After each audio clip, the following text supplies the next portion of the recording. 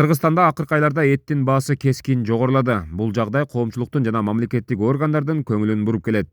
Бир ай мурун УКМК төрагасы Камчыбек Ташиев баанын өсүшү жасалма жана объективдүү себептерге негизделбегенин билдирген. Суу ресурстары, айыл чарба жана кайра иштетүү өнөр жай министрлиги дагы бул жагдай боюнча билдирүү жасады. Министрликтин ветеринария, мал чарбасын өнүктүрүү, жайыт жана тоют кызматынын башкы адиси Шаршен Чотонов белгилегендей, Кыргызстанда 9,2 миллион гектар ачык жайыт бар. Малдын 6-8 ай жайытта багылышын, ал эми жылкылар жыл бою жайытта турушун эске алганда, эттин баасын жогорулатууга эч кандай объективдүү негиз жок. Анын айтымында, баанын өсүшү чыныгы экономикалык факторлор менен түшүндүрүлбөйт. Өлкөдө мал жетиштүү, жемге болгон чыгымдар же жайыттар боюнча чектөөлөр жок. Мол базарда 30 сом турат 1 килограммы. Макашак, мардеги жок маканын өзү. Арпа шак 30 сом турат. Сечка 25 сом турат 1 килограммы.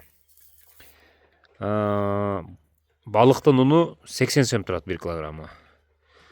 Кебектин бир кабы 630 сом. Бир капта 25 килограмм. Ошону бөлсөңөр килосын билип аласыңар.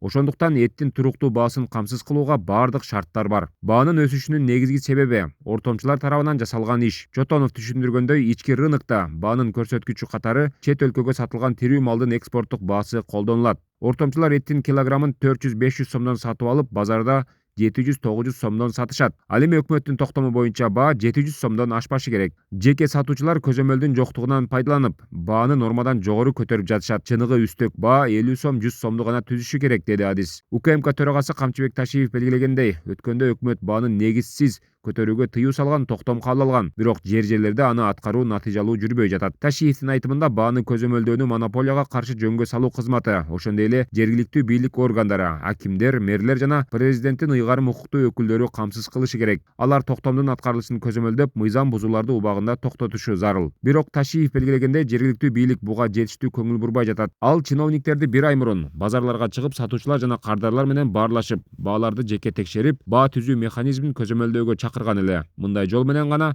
адилеттүү рынокту камсыз кылып, жасалма баанын өсүшүн токтотууга болот деп айткан. Кыргызстандын 60-70% калкы айыл жеринде жашайт жана мал чарбасы менен алектенет. Ошондуктан өлкө өзүн эт менен толук камсыздайт. Демек, азыктын жетишсиздиги же бааны жогорулатууга объективдүү негиз жок. Адистердин айтымында, эттин баасы жасалма түрдө көтөрүлүп жатат. Анан бул негизинен ортомчулардын бааны көтөрүп жатканы менен жергиликтүү бийликтин жетишсиз көзөмөлүнө байланыштуу. Тиешелүү көзөмөлдү күчөтүү жана рынокту көзөмөлдөө бааны стабилдештирүүгө жана калкка адилеттүү шарттарды түзүүгө мүмкүндүк берет.